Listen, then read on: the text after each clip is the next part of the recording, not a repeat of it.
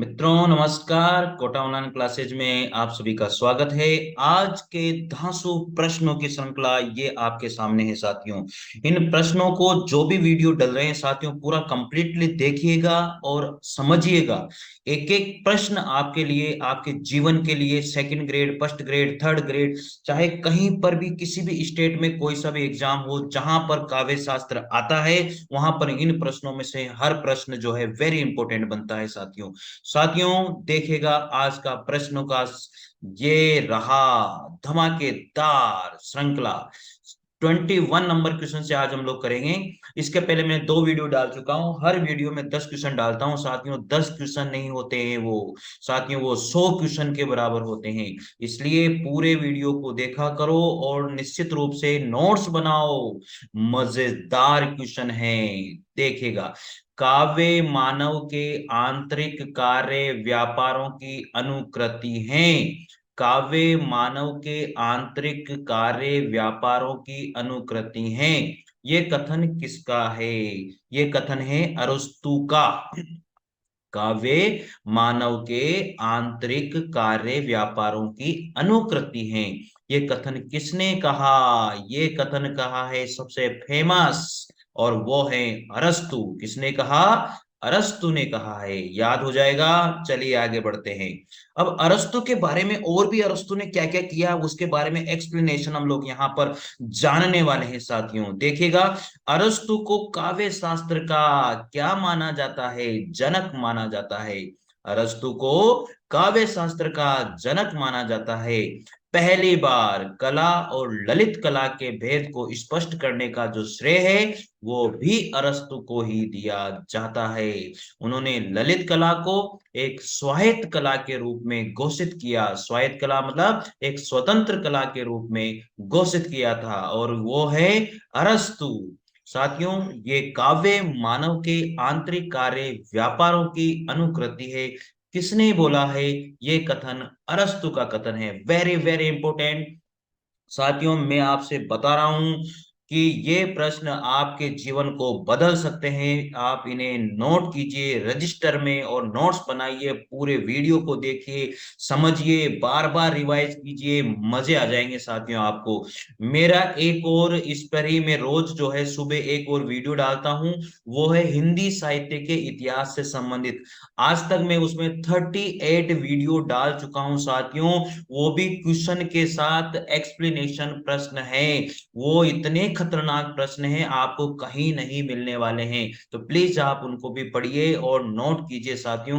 मजा आ जाएगा आपको। चाहे आप नेट का एग्जाम दे रहे हो, चाहे आप किसी भी स्टेट में PGT, TGT, DSG, PGT, TGT, चाहे आरपीएससी लेक्चरर या कॉलेज लेक्चरर, कोई सा भी एग्जाम दे रहे हो, वहां पर अगर काव्य शास्त्र आता है, हिंदी साहित्य का इतिहास आता है, तो इन प्रश्नों से बाहर नहीं जाएगा। जो मैं मॉर्निंग में वीडियो डालता हूं वो हिंदी साहित्य के इतिहास का है, और जो इवनिंग में वीडियो डालता हूं वो काव्य शास्त्र का वीडियो साथियों। दोनों वीडियो को आप लगातार पूरा देखिए और प्रैक्टिस करते रहे साथियों। आपकी लाइफ में चार चांद नहीं लग जाए तो मेरे नाम बदल देना साथियों। साथियों, ये वीडियो बहुत अच्छे हैं, बहुत बढ़िया है, इनमें मेहनत है, इनके अंदर अच्छे प्रश्नों का समावेश है साथियों। चलिए, और इनकी जो पीडीएफ है वो मेरे टेलीग्राम चैनल पर आप लोगों को मिल जाएगी, इसलिए आप ज्वाइन कर लेना। डिस्क्रिप्शन में उसका लिंक मिल जाएगा आपको। ठीक है। चलिए, अरस्तु के ग्रंथों की संख्या 400 बताई जाती है। अरस्तु ने कितने ग्रंथ लिखे हैं? 400, जिसमें तीन प्रमुख, सर्व प्रमुख ग्रंथ हैं। पेरी पोई एतिकेस, पेरी पोई एतिकेस। दूसरा है टेकनेस रिटोरिकेस, और थर्ड है वसीयतनामा। साथियों, नहीं मिलेंगे आप लोगों को ऐसे प्रश्न। पढ़ लो, पढ़ लो, पढ़ लो। चलिए, पेरियो पोय पेरी पोएतिकेश, और तेकनेस रिटोरिकेस, और वसीयतनामा। अरस्तु के 400 ग्रंथ जो उन्होंने लिखे हैं, उनमें से तीन प्रमुख ग्रंथ ये आपके सामने हैं साथियों।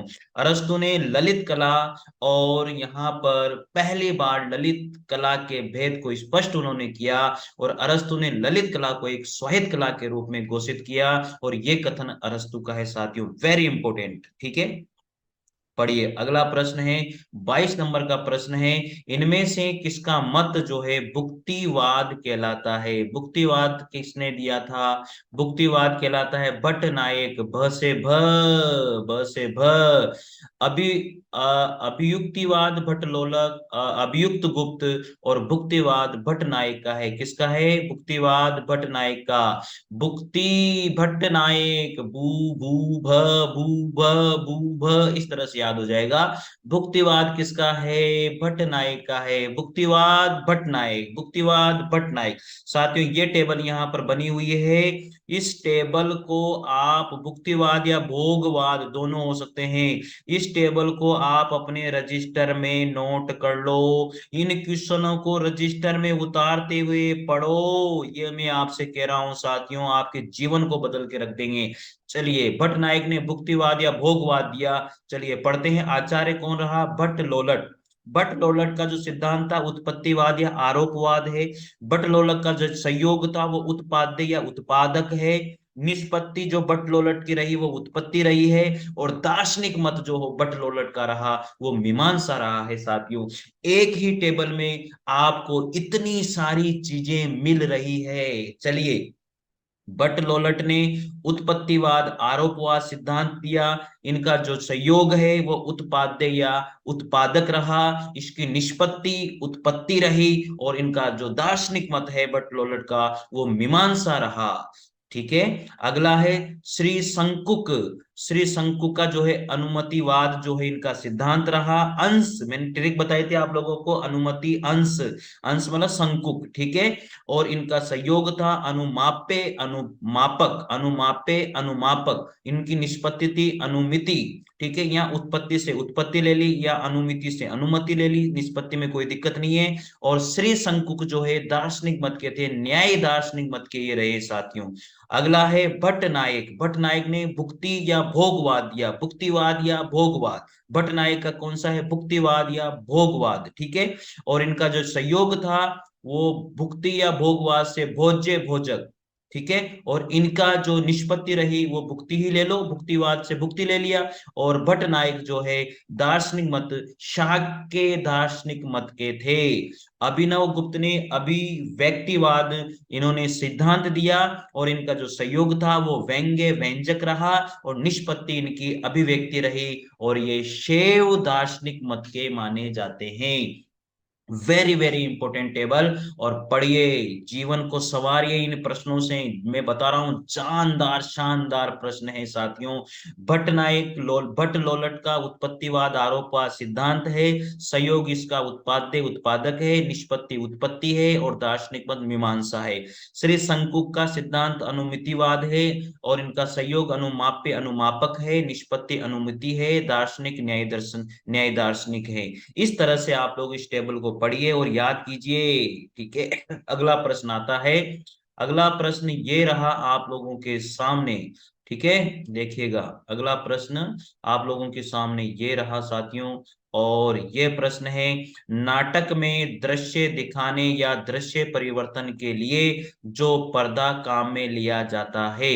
नाटक में दृश्य दिखाने या दृश्य परिवर्तन के लिए जो पर्दा काम में लिया जाता है उसे क्या कहते हैं? उसे यवनिका कहते हैं। क्या कहते हैं? यवनिका कहते हैं साथियों। क्या कहते हैं? यवनिका कहते हैं। याद हो जाएगा, वेरी गुड। देखिएगा इसका एक्सप्लेनेशन दिया हुआ है। नाटक में दृश्य दिखाने या दृश्य परिवर्तन के लिए जो पर्दा काम में लिया जाता है उसे यवनिका कहते हैं। नेपथ्य शब्द का प्रयोग रंगमंच के पर्दे यानी कि यवनिका के पीछे की जगह के लिए किया जाता है। इसे रंगमंच के पात्र नट वेशभूषा आदि से सज्जित होने के लिए करते हैं। पट्टाक्षेप क्या होता है? रंगमंच में नाटक आदि में दृश्य परिवर्तन या अंक समाप्ति पर पर्दा गिरने की जो क्रिया होती है वो पट्टाक्षेप, यानी कि पट मैंने पर्दा और शेप मैंने गिरना, तो पट्टाक्षेप उसको कहेंगे कि जब भी रंगमंच नाटक या दृश्य परिवर्तन किया जाता है और पर्दा को गिराया जाता है उसको कहा जाता है पट्टाक्षेप। और पर्दे के पीछे यानी कि एवनिका के पीछे की जो जगह होती है उसको कहा जाता है नेपथ्य। ठीक है, चलिए आगे।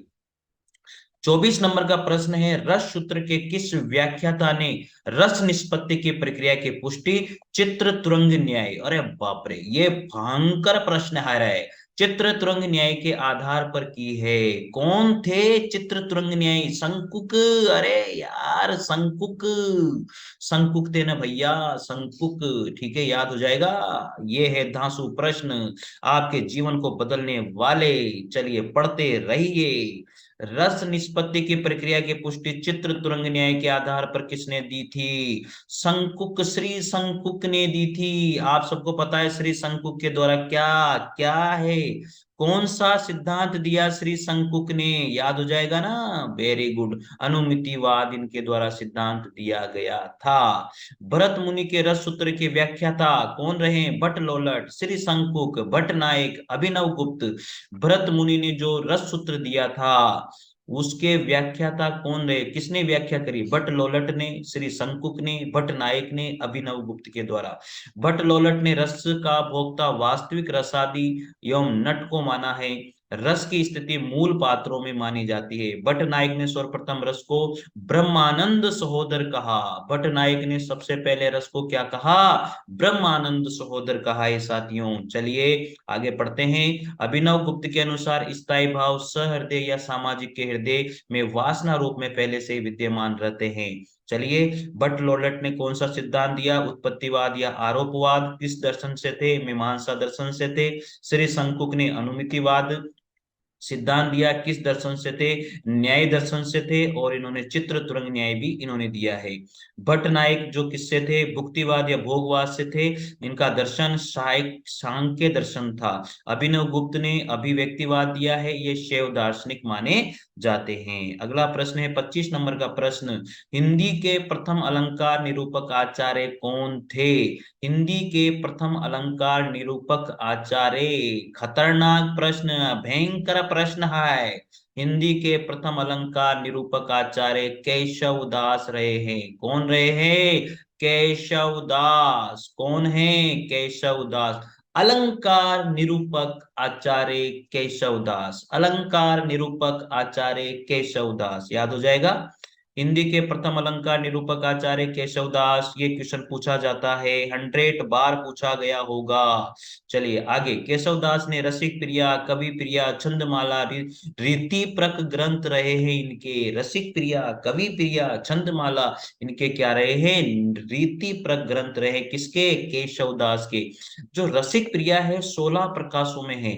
ये केशव दास की प्रौढ़ रचना मानी जाती है। केशव दास की अन्य रचनाएं रामचंद्रिका, रतन बावनी, विज्ञान गीता, वीर सिंह देव चरित्र, जहांगीर जस चंद्रिका।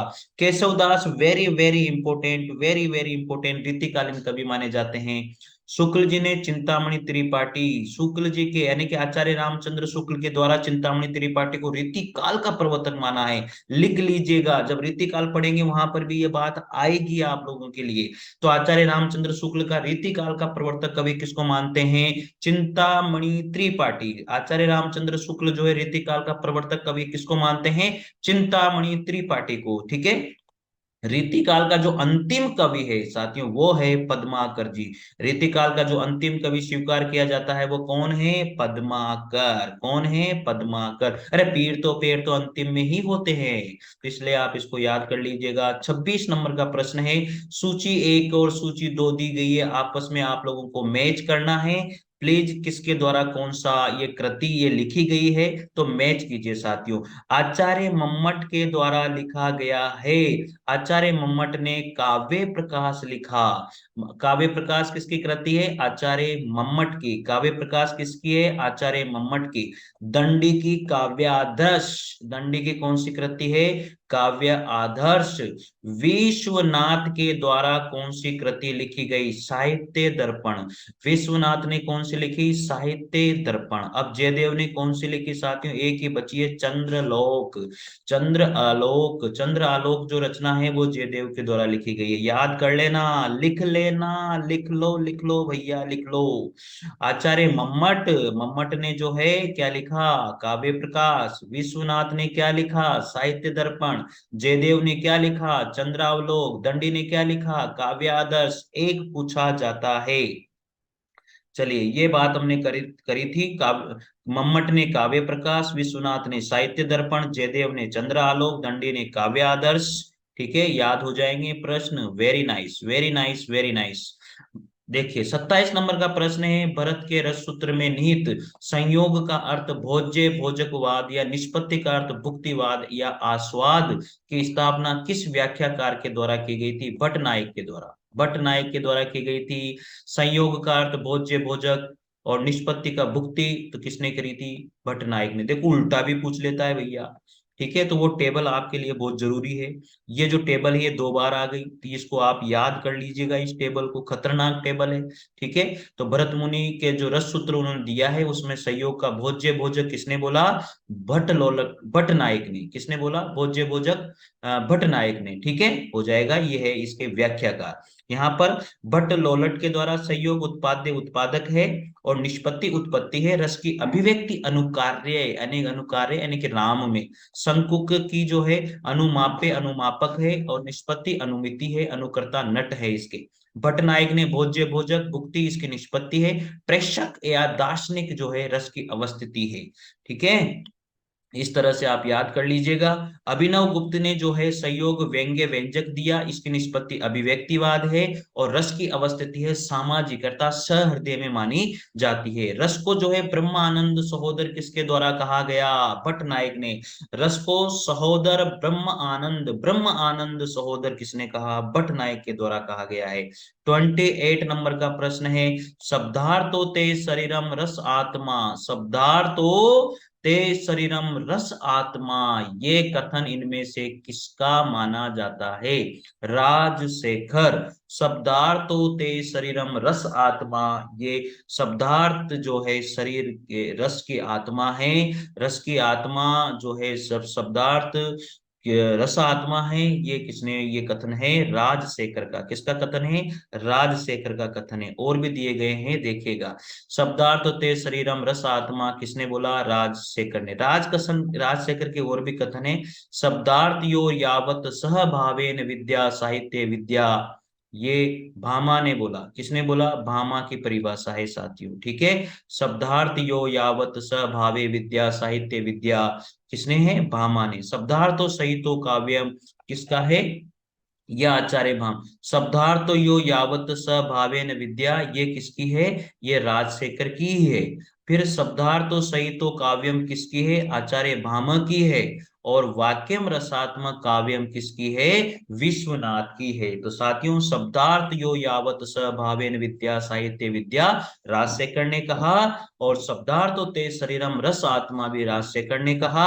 शब्दार्थो सहितो काव्यम भामा ने कहा, और वाक्यम रसात्मक काव्य आचार्य विश्वनाथ ने कहा। ठीक है, 29 नंबर का प्रश्न है, प्रज्ञा नव नव उन्मेष शालिनी प्रतिभा मता, प्रज्ञा नव उन्मेष शालिनी प्रतिभा मता किसकी उक्ति है? ये श्री भट्ट तोत। किसकी उक्ति है? भट्ट तोत की उक्ति है।